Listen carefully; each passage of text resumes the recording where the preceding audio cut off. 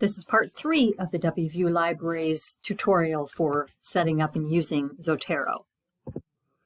In this part, we're going to talk about collecting sources. There are 4 main ways to collect sources from a database into Zotero. 1 is using the magic wand, 2 is using the Zotero connector, 3 is using the export or save function within the database, and then 4 is actually not anything to do with the database, but just entering a source manually. This video is going to focus on the first 2 ways, the magic wand and the Zotero connector.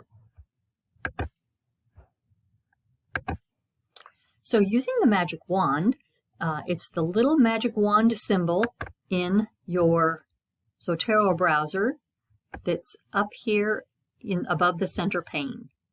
And when you click on that magic wand symbol, you get a little pop-up box, and you can enter an ISBN, a DOI, a PMID, or an archive ID number.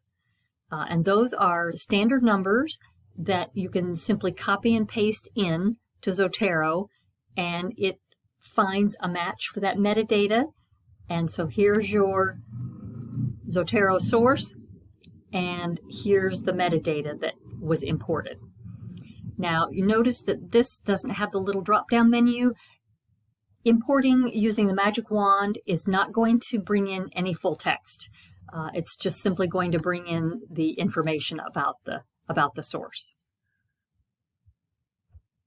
So the next method for importing a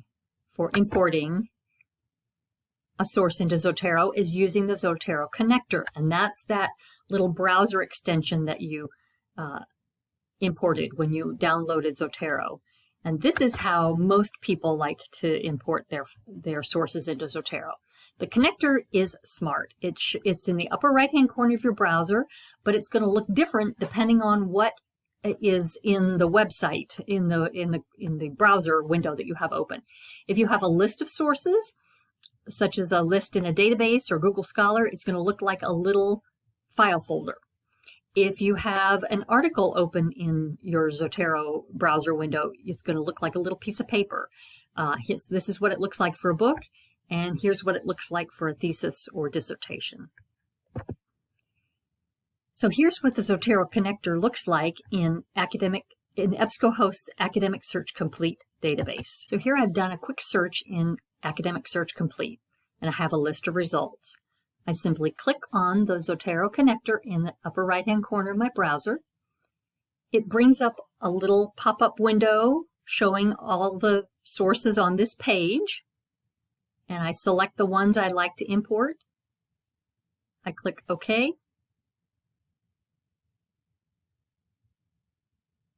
And you can see up here on the right-hand side, it's importing those into the folder I've called Practice. Notice that if there's full text in EBSCO, it follows along too.